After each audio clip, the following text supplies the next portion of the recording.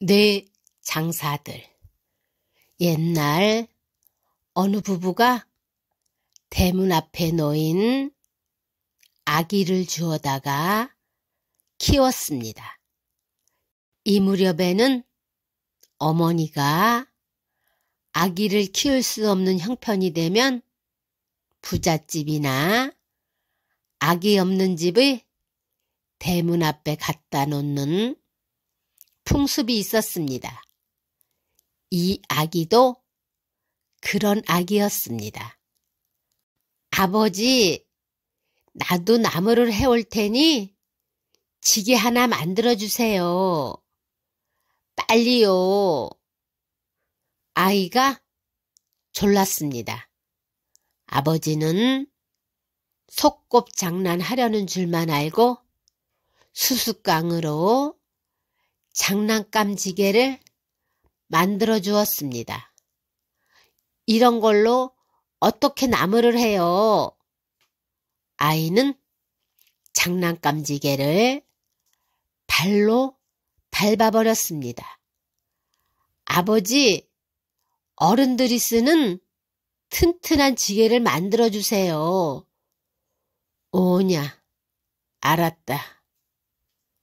아버지는 나무를 잘라서 지게를 만들어 주었습니다.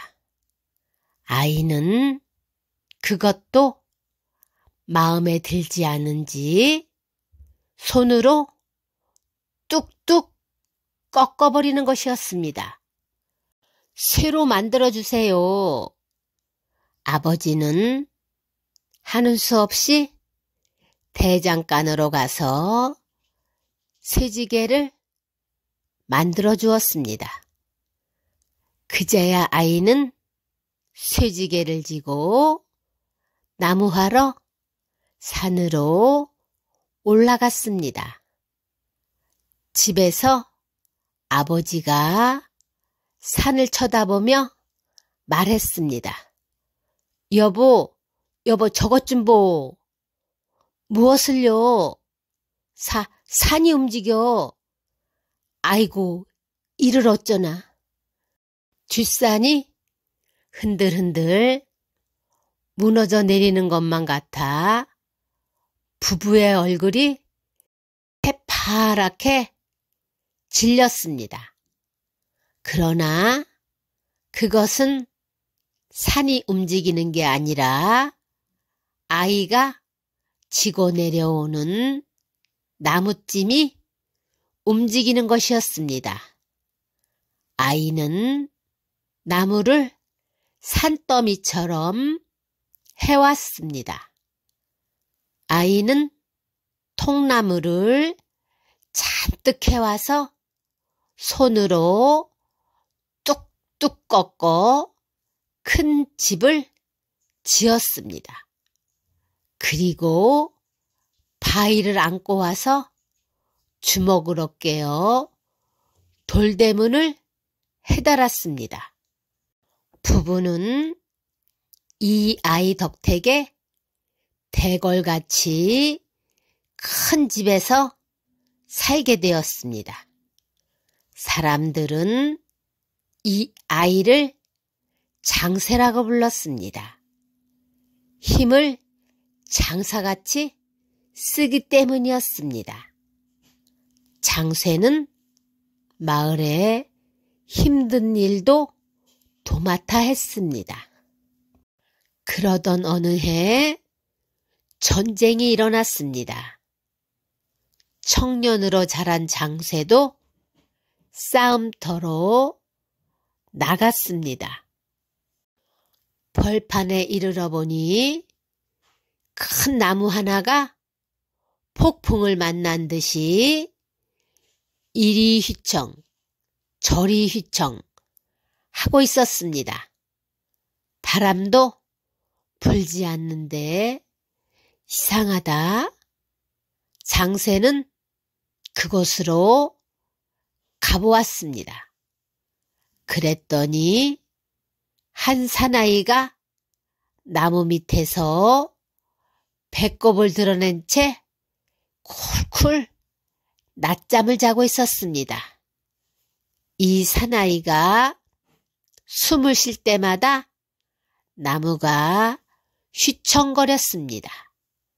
장새는 사나이의 코를 손가락으로 꽉 쥐었습니다. 사나이는 쩔쩔매다가 벌떡 일어나서 넙죽 엎드렸습니다. 아이고 형님, 사나이는 장새에게 아우가 되게 해달라고 애원했습니다. 이 세상에서 내가 제일 기운 센 줄 알았더니 형님이 최고입니다. 하하하, 우리 함께 지내자. 장새는 콧바람 장사를 기꺼이 아우로 삼았습니다. 적을 무찌르러 가자. 두 장사가 함께 싸움터를 향해 길을 떠났습니다. 한참 가다가 보니 두 장사 앞에 보이던 산이 눈 깜짝할 사이에 없어졌습니다. 이게 어떻게 된 거야? 산이 없어져 버렸네? 두 장사는 눈이 휘둥그레졌습니다. 자세히 보니 웬 사나이가 고무래로 산을 싹 밀어내고 있었습니다. 그래서 산이 없어진 것처럼 보였습니다. 야! 장새는 몸을 휙 날려 그 사나이가 잡고 있는 고무래를 발로 밟았습니다. 고무래는 더 이상 꼼짝하지 않았습니다. 이놈, 어디서 장난을 하고 있어? 아이고 형님, 그 사나이도 장새에게 넙죽 엎드려 절을 하고 아우로 삼아달라고 애원했습니다. 장새는 고무래를 가진 사나이를 아우로 삼아 함께 싸움터로 향했습니다. 적을 무찌르러 가자. 세 장사는 길을 걸었습니다. 얼마쯤 가다 보니 이번에는 들판에 물이 흘러들어 강을 이루고 있었습니다. 누가 또 장난을 하네? 장새는 걸음을 멈추고 사방을 둘러보았습니다. 강물이 흘러내리는 쪽에서 웬 사나이가 오줌을 누고 있는 것이 보였습니다.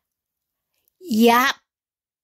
장새는 몸을 휙 날려 그 사나이의 뒷덜미를 낚아챘습니다. 사나이는 뒤로 벌렁 넘어지고 오줌줄기는 하늘로 뻗쳐올라 소나기처럼 쏟아져 내렸습니다. 장새가 호통을 쳤습니다. 어디다가 함부로 오줌을 누고 있어? 아이고 형님, 그 사나이도 장새 앞에 넙죽 엎드려 아우로 삼아달라고 애원했습니다. 이렇게 하여 장새는 새 장사를 거느리게 되었습니다. 적을 무찌르러 가자. 네 장사는 싸움터에 이르렀습니다. 눈을 들어보니 적군이 밀물듯이 몰려오고 있었습니다. 오줌 장사가 그것을 보고 언덕 위에 올라가서 한 차례 오줌을 누웠습니다. 푸푸! 사람 살려! 적군은 오줌에 빠져 호적거렸습니다. 이번에는 내 실력을 보여주지. 콧바람 장사가 나서서 콧바람을 세게 불었습니다. 그 바람은 오줌을 꽁꽁 얼려놓았습니다. 적군은 이내 얼음덩이에 박혀버렸습니다. 청소를 해야겠군. 이번에는 고무래 장사가 나서서 고무래로 얼음을 싹싹 긁어냈습니다. 내 장사는 간단히 전쟁을 승리로 이끌었습니다. 그러고는 어깨동무를 하고 휘파람을 불며 고향으로 발길을 돌렸습니다. 어느 산속에 이르자 날이 저물었습니다. 산속에는 오두막 집 한 채가 있었습니다. 날이 저물었으니 이 집에서 자고 가자. 내 장사는 그 집에 가서 주인을 불러 하룻밤만 재워달라고 청했습니다. 너희들 마침 잘 왔다. 이 조무래기들. 그 집 주인은 내 장사를 한꺼번에 붙잡아 골방 속에 쳐넣어버렸습니다. 힘이 아주 대단한 장사였습니다. 으하하하. 집 주인인 장사는 집이 떠나가라 하고 웃었습니다. 내 장사는 소름이 오싹 끼쳤습니다. 저희들만큼 기운이 센 장사는 이 세상에 없다고 생각했는데 그게 아니었습니다. 무지무지하게 기운이 센 장사를 만난 것입니다. 뛰는 놈이에 나는 놈이 있다는 속담이 이런 경우를 두고 하는 말이었군. 이윽고 밖에서 소란스러운 소리가 나더니 말소리가 들려왔습니다. 오늘은 어떤 조무래기들이 걸려들었냐? 내 장사는 문틈으로 밖을 내다보고 깜짝 놀랐습니다. 겨드랑이에 날개가 돋친 자가 날카로운 이빨을 드러내고 서 있었습니다.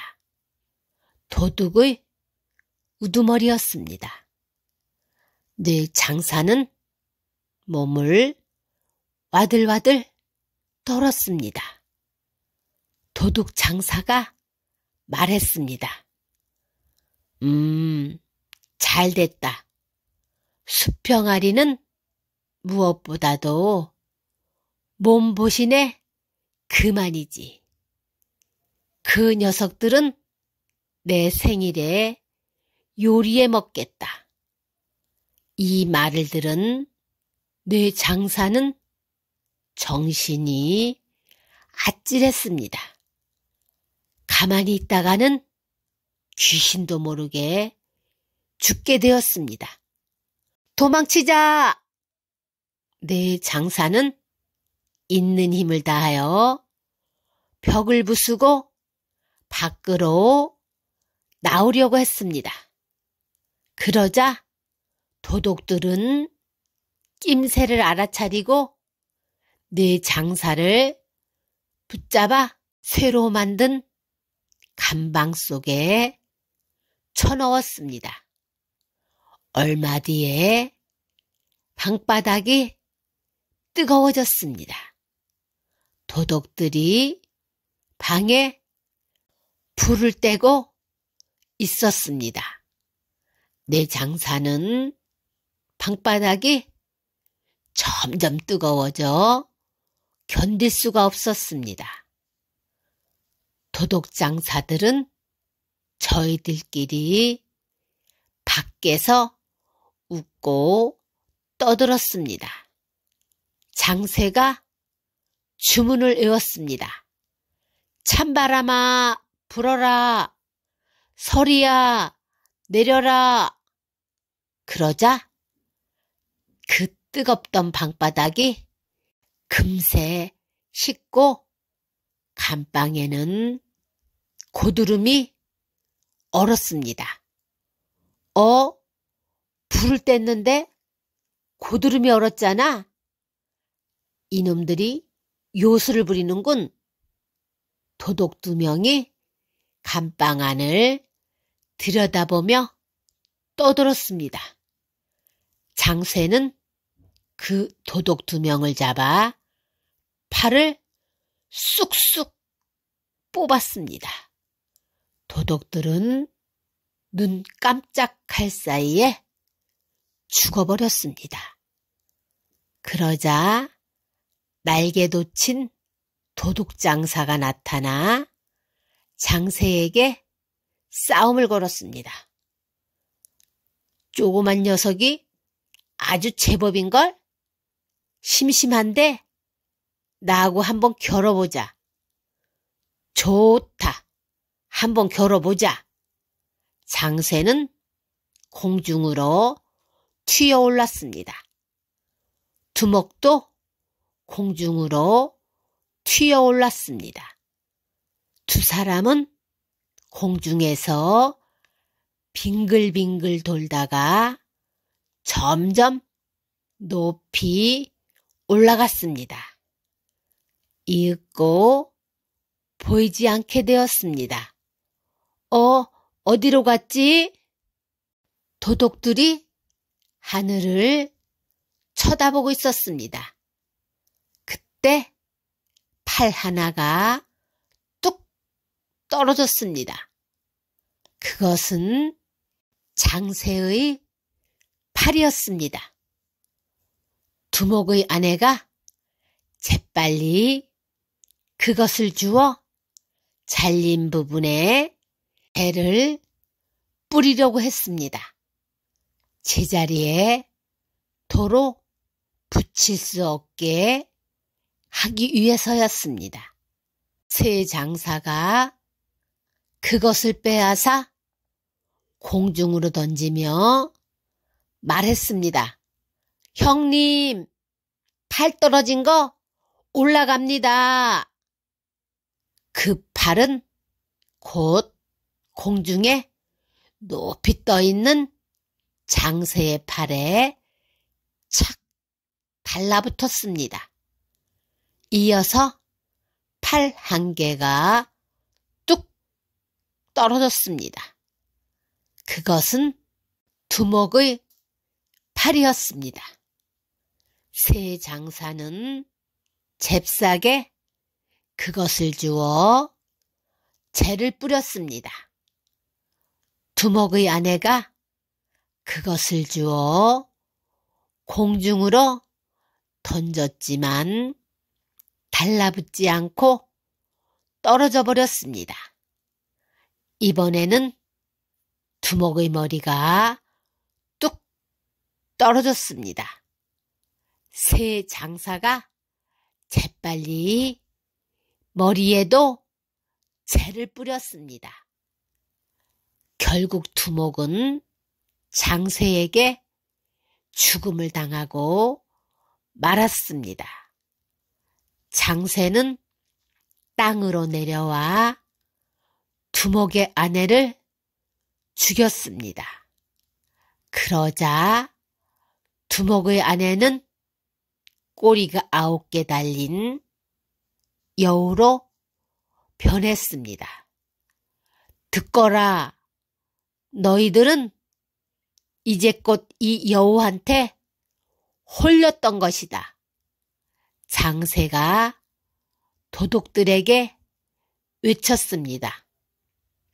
도독들은 모두 장세에게 무릎을 꿇었습니다. 장세는 광 속에 있는 금은 보화를 꺼내어 그들에게 나누어 주고 나머지는 동생들에게 나누어 주었습니다. 저희들도 형님 고향에 가서 살겠습니다. 콧바람 장사, 오줌 장사, 고무래 장사는 장세를 따라가서 함께 마을 사람들을 위해 좋은 일을 하며 의좋게 살았다고 합니다.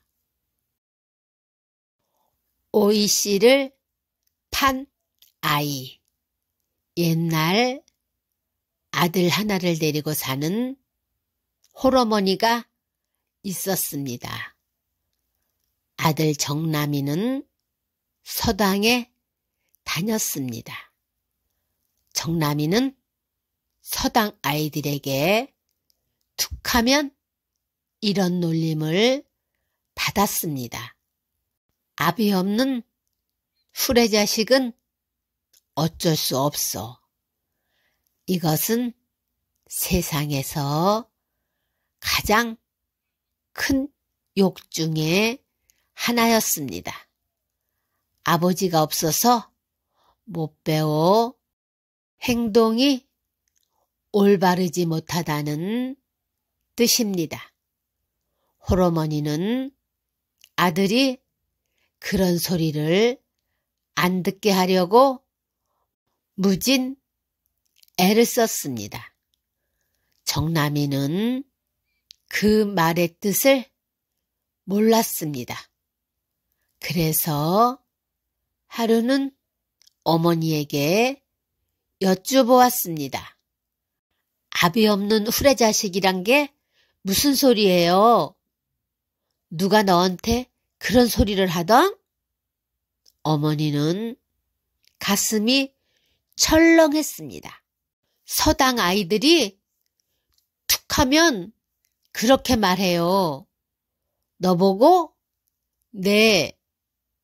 그것은 아이들이 놀리는 것이니까 크게 문제될 것이 없다. 그러나 내 행실이 바르지 못해서 어른들한테 그런 소리를 듣는다면 이 어미는 용서하지 않을 것이다. 어머니, 저는 정말 아버지가 안 계신가요? 정남이는 눈물을 글썽거렸습니다. 어머니는 목이 맨 목소리로 말했습니다. 너 씨 없는 오이 보았니? 못 보았어요. 씨 없는 오이가 없듯이 아비 없는 자식이 있을 리 없지. 너한테도 아버지가 계신단다. 그게 정말이에요? 정남이는 기뻐서 춤을 추고 싶었습니다. 어머니는 목소리를 가다듬어 천천히 입을 열었습니다. 너도 이제 철이 들 만큼 자랐으니 이야기해주마. 내가 너희 아버지에게 시집와서 첫날 밤 방귀를 뀌었단다. 그래서 너희 아버지에게 소박을 맞았단다. 소박? 쫓겨났단 말이다. 옛날에는 신부가 시집을 가서 잘못하면 내쫓기는 풍습이 있었습니다. 그것을 소박 맞았다고 합니다. 그래서 어머님 혼자 저를 낳아 키우셨군요. 그래. 아버지가 어디 계신지는 알고 계십니까? 저 산 너머 고리원님으로 계신다는 말을 들었다. 어머님, 제가 꼭 아버지를 찾고야 말겠습니다. 정남이는 입술을 꼭 깨물었습니다. 이튿날 정남이는 버두나무를 오이씨처럼 깎아 자루에 잔뜩 넣어가지고 길을 떠났습니다. 큰 산을 넘어가니 고을이 나타났습니다. 저기 제일 큰 기와집이 아버지가 사시는 집임에 틀림없구나. 정남이는 자루를 메고 산을 내려가서 그 기와집 옆을 지나며 외쳤습니다. 아침에 심어서 저녁에 따먹는 오이씨 사려. 마침 원님이 마당에 나와 있다가 그 소리를 들었습니다. 여봐라, 오이씨 장수 좀 불러오너라. 하인이 밖으로 나와서 정남이를 불렀습니다. 원님께서 보자신다. 정남이는 하인을 따라 원님 앞으로 갔습니다. 정령코 그 오이씨를 아침에 심으면 저녁에 따먹는 것이 사실이렸다? 원님이 물었습니다. 그러하옵니다. 정남이는 또렷한 목소리로 대답했습니다. 만일 아침에 그 오이씨를 심었는데 저녁에 따먹지 못하게 되면 너는 살아남지 못할 줄 알아라. 하오나 이 오이씨를 아무나 심으면 아니 됩니다.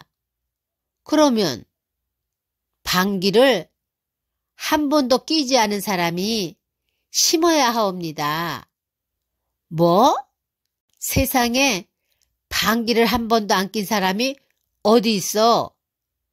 하오면 원님께서도 방귀를 끼었다는 말씀이로군요.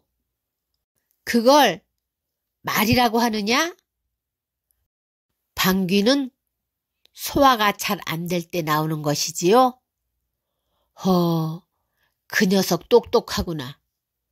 하온데 어찌하여 원님께서는 첫날 밤에 신부가 방귀를 뀌었다고 내쫓으셨습니까?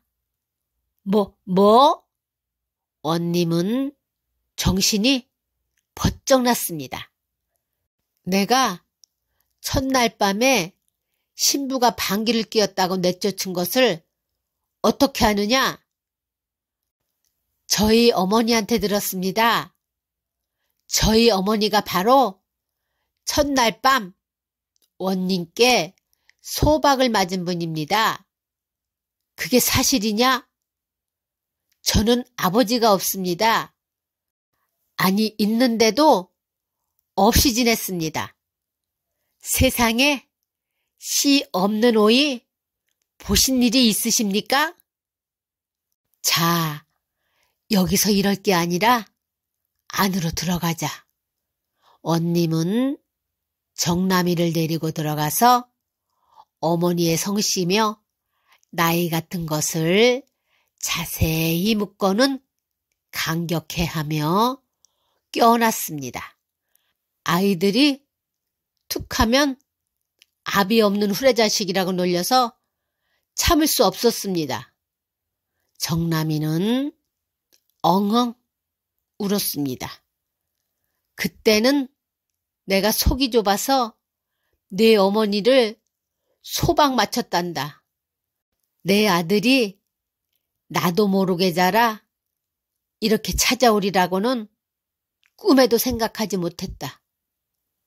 원님은 정남이 어머니도 불러 함께 행복하게 살았습니다.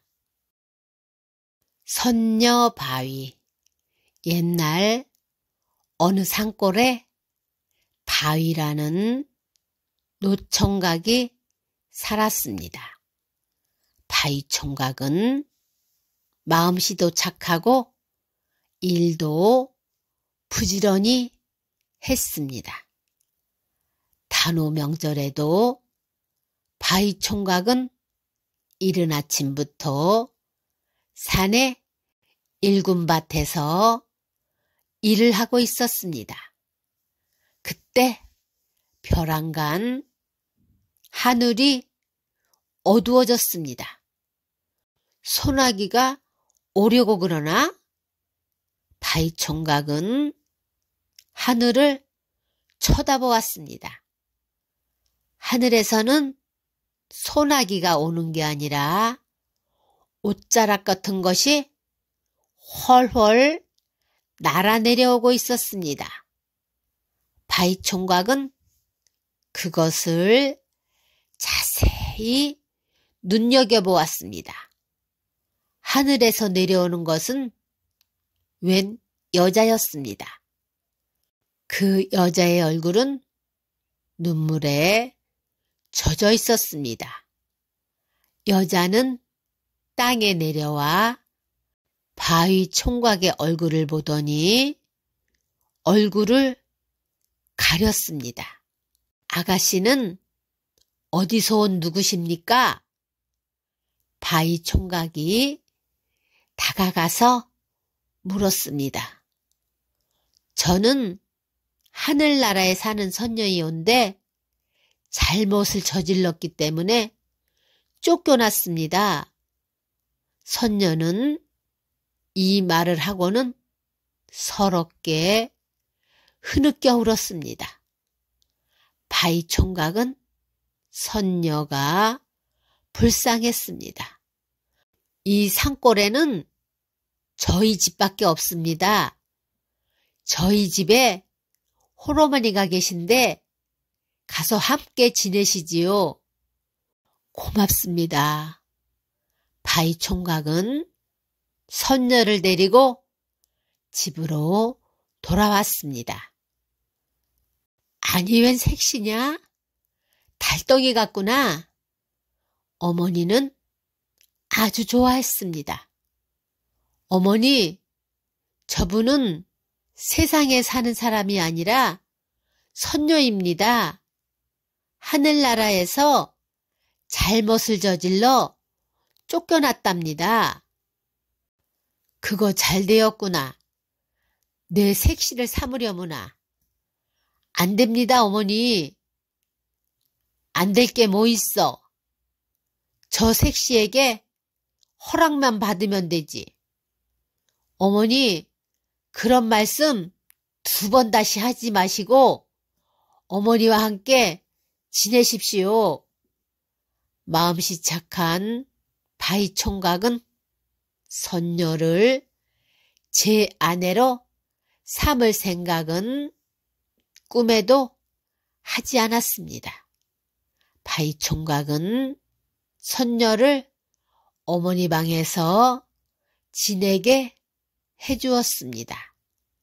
선녀는 바위총각네 집에 머물며 부엌일을 했습니다. 어느 날 어머니가 선녀에게 넌지시 물어보았습니다. 우리 바우 참 착하지? 네, 마음씨가 아주 착해요. 그 사람은 이 세상 사람 같지가 않아요. 색시 마음에 들어? 어머니는 선녀의 마음을 움직여서 며느리로 삼고 싶었습니다. 그러나 선녀는 쉽게 대답하지 않았습니다. 선녀는 시키는 일만 했습니다. 잠잘 때 어머니는 선녀에게 이렇게 말하곤 했습니다. 우리 바우는 30이 다 되도록 장가를 들지 못하고 있다오. 너무 가난해서 아무도 우리 집에 시집을 오려고 하지 않는 거라오. 선녀는 차츰 바위 총각이 불쌍한 생각이 들었습니다. 우리 바우 마음에 들어? 그렇지만 선녀는 여전히 대답을 하지 않았습니다. 바우 총각은 제 방에서 선녀의 집신을 삼고 있었습니다. 그러나 선녀의 발에 꼭 맞게 삼기가 힘들어서 몇 번을 풀고 다시 삼곤 했습니다. 달 밝은 날 밤 바위 총각은 집신을 삼아가지고 어머니와 선녀가 쓰는 방 안으로 들어갔습니다. 집신을 한 켤레 삼았는데 발에 맞을지 모르겠네요. 한번 신어보시오. 바위 총각이 말하자 선녀는 그 집신을 신어보았습니다. 어쩜 꼭 맞아요. 선녀는 기뻐했습니다. 이튿날부터 선녀는 집신을 신고 나는 듯이 다니며 일을 했습니다. 우리 바위 마음에 들어? 어머니가 선녀에게 물었습니다. 네, 마음에 꼭 들어요. 그럼 됐어. 냉수는 한 그릇 떠놓고 맞절이라도 하고 우리 바위와 함께 살아줘. 선녀는 얼굴이 빨개졌습니다. 바위야, 저 색시가 너와 혼인하기로 마음먹었단다. 어머니는 바위 총각에게 달려가 말했습니다. 바위 총각도 얼굴이 빨개졌습니다. 이리하여 바위 총각과 선녀는 냉수 한 그릇을 상위에 떠놓고 맞절을 하고는 부부가 되었습니다. 바위와 선녀는 함께 밭일을 다녔습니다. 힘이 들 테니 당신은 쉬구려. 바위가 이렇게 말하면 선녀는 빙긋이 웃고는 더욱더 부지런히 일했습니다. 꼭 맞는 집신을 삼아주신 뒤로는 힘이 하나도 안 들고 또 온갖 근심을 잊을 수가 있어요. 그러나 밭일을 마치고 산또랑물에 발을 씻을 때 선녀는 땅이 꺼져라 하고 한숨을 쉬었습니다. 바위가 그 까닭을 물어보았습니다. 왜 꼭 발을 씻을 때 한숨을 쉬시오? 집신을 벗으면 근심 걱정이 머릿속으로 몰려든답니다. 왜요? 여지껏 감추어둔 사실을 말씀드리겠어요. 저는 하늘나라에서 벌을 받아 1년 동안 아랫세상에 내려와 살게 되었어요. 1년이 되면 도로 하늘나라로 올라가야 합니다. 바위는 이 말을 듣고 선녀를 와락 껴안았습니다. 안 돼요. 부부의 인연을 맺은 것은 두 사람이 죽을 때까지 함께 살기로 맹세하는 일이거늘 어찌하여 1년만 살고 헤어진단 말이오. 당신이 삼아준 집신만 신고 있으면 그런 근심이 싹 달아납니다. 바위는 선녀에게 헤어지지 말고 끝까지 함께 살자고 다짐을 했습니다. 5월 단오날이 다가오고 있었습니다. 선녀가 신은 집신도 거의 다 달았습니다. 바위는 밤을 새어가며 새로 아내의 집신을 만들었습니다. 꼭 맞소? 네, 꼭 맞아요. 선녀가 땅 위에 내려온 지 1년이 되는 날 하늘에서 종이 울렸습니다. 그 소리를 듣자마자 선녀는 하늘나라로 올라가기로 되어 있었습니다. 이때 선녀는 바위와 함께 밭에서 일을 하고 있었습니다. 여보, 무서워요. 선녀가 바위의 품에 안겼습니다. 왜 그러? 하늘에서 종소리가 들려와요. 저 종소리는 저를 부르는 소리예요. 안 돼요. 하늘나라로 올라가지 말고 나와 죽을 때까지 여기서 함께 살아야 해요. 저도 그러고 싶어요. 두 번째 종소리가 울려 퍼졌습니다. 여보, 나는 당신과 살고 싶어요. 선녀는 바위의 품에 꼭 안겼습니다. 고맙소. 세 번째 종소리가 온 세상을 뒤흔들어 놓았습니다. 하늘나라에서 선녀에게 빨리 올라오라고 재촉하는 소리였습니다.